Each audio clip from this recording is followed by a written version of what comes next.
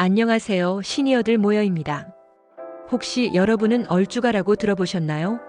얼어 죽어도 아이스커피의 줄임말인데요. 한여름에도 꼭 시원한 아이스 아메리카노를 마시는 분들을 뜻합니다. 그런데 저는 조금 다릅니다. 여름에도 뜨거운 커피를 내려 마시는 걸 더 좋아해요. 아이스 음료를 마다하는 건 아니지만 이상하게 아이스커피만큼은 잘 손이 가지 않더라고요. 이가 시린 것도 아닌데 말이에요. 이런 제 습관을 보고 어느 날 한의사 선생님이 소양인이나 태음인일 가능성이 높다는 말씀을 하셨습니다. 그 말을 듣고 나서 문득 이런 생각이 들었죠. 그럼 내가 매일 마시는 커피는 한의학적으로 어떤 성질을 가진 음식일까? 알아보니 커피는 기본적으로 따뜻한 성질을 가지고 있습니다. 열대 고산지대에서 자라는 데다 볶고 추출하는 과정에서 불의 기운이 더해져 몸을 따뜻하게 하고 기를 북돋는 역할을 한다고 해요. 하지만 아이스커피는 얘기가 달라집니다. 얼음을 넣는 순간 커피는 차가운 성질을 지니게 되죠. 결국 커피라는 음료는 따뜻함과 차가움이 공존하는 독특한 음식이 되는 셈입니다. 한의학에서는 음식의 성질을 통해 몸의 균형을 맞추는 걸 중요하게 생각합니다. 몸이 차가운 분들은 따뜻한 성질의 음식, 예를 들어 부추, 생강, 마늘, 소고기, 복숭아 같은 것을 먹으면 도움이 되고, 반대로 몸에 열이 많은 분들은 수박, 오이, 팥, 돼지고기처럼 시원한 성질의 음식을 섭취해야 균형이 맞습니다. 그렇다면 커피도 체질에 따라 다르게 작용하지 않을까요? 사상의학에서는 사람을 태양인, 소양인, 태음인, 소음인의 4가지 체질로 나눕니다. 체질에 따라 장부의 기능과 혈안의 균형이 다르기 때문에 커피를 받아들이는 방식도 달라집니다. 1. 태양인. 첫 번째는 태양인입니다. 태양인은 가슴과 어깨 윗부분에 열이 많아서 얼굴이 붉어지는 경우가 많고 성격도 활발하고 추진력이 강합니다. 리더십이 뛰어나서 사람들을 이끄는 데 강점이 있죠. 하지만 간 기능이 약한 편이라 분노나 열이 쉽게 쌓일 수 있다는 단점이 있습니다. 따라서 태양인에게는 시원하고 가벼운 음식, 예를 들어 수박, 오이, 돼지고기 같은 음식이 잘 맞습니다. 이 소양인. 두 번째는 소양인입니다. 소양인은 상체는 뜨겁지만 하체와 속은 차가운 특징을 가지고 있습니다. 손발은 차면서도 얼굴은 자주 달아오르는 편이죠. 활동적이고 사교적이라 사람들과 어울리는 걸 좋아하지만 위장과 소화기가 약해서 속이 냉해지기 쉽습니다.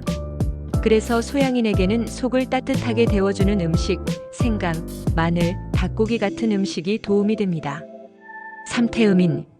세 번째는 태음인입니다. 태음인은 체격이 큰 편이고 체력이 좋아서 지구력과 끈기가 강합니다. 느긋하고 신중한 성격으로 안정감을 주는 사람이 많습니다. 하지만 폐 기능이 약하고 비만이나 당뇨, 고혈압 같은 생활습관병에 취약할 수 있습니다.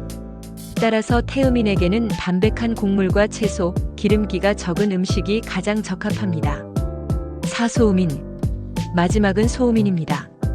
소음인은 체구가 작고 소화력이 약하며 손발이 잘 차가운 특징을 가지고 있습니다.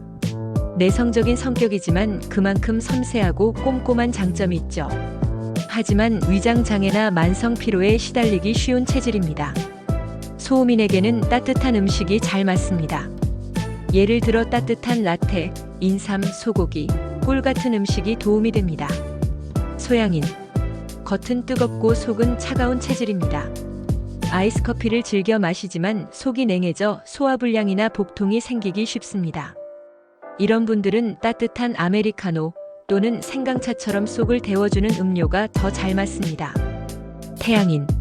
상체에 열이 많아 얼굴이 쉽게 붉어지고 가슴이 답답한 경우가 많습니다.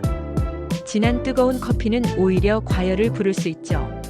디카페인, 콜드브루처럼 자극이 덜한 커피가 적합합니다. 태음인. 체력이 좋고 기본적으로 몸집이 크지만 신경계가 예민할 수 있습니다.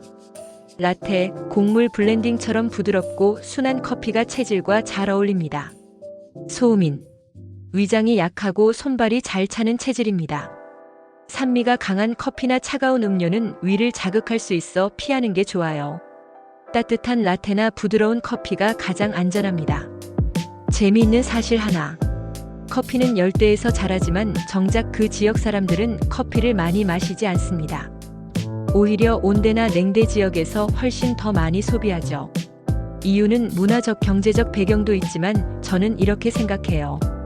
어쩌면 따뜻한 기운이 필요한 사람들이 본능적으로 커피를 찾고 있는 건 아닐까? 그래서 한국이나 유럽, 미국처럼 사계절이 뚜렷하거나 겨울이 긴 나라에서 커피 문화가 크게 발전한 건지도 모르겠습니다. 그럼 커피를 어떻게 마시는 게 좋을까요? 하루 권장량은 2잔에서 3잔 정도. 공복보다는 식후에 마시는 게 위장에 부담이 덜합니다. 체질에 따라 아이스보다는 따뜻한 커피를 선택하면 몸의 균형을 맞추는데 더 좋습니다. 오늘은 이렇게 한의학과 체질의학을 바탕으로 우리가 매일 마시는 커피를 조금 색다른 시선으로 바라봤습니다. 여러분은 어떠신가요? 여름에도 뜨거운 커피를 즐기시는지 아니면 시원한 아이스커피 없이는 하루를 못 버티시는지 댓글로 나눠주세요. 우리 몸을 이해하고 나에게 맞는 습관을 찾는 것, 그것이 건강한 노년의 비밀이 아닐까요? 감사합니다. 시니어들 모여였습니다.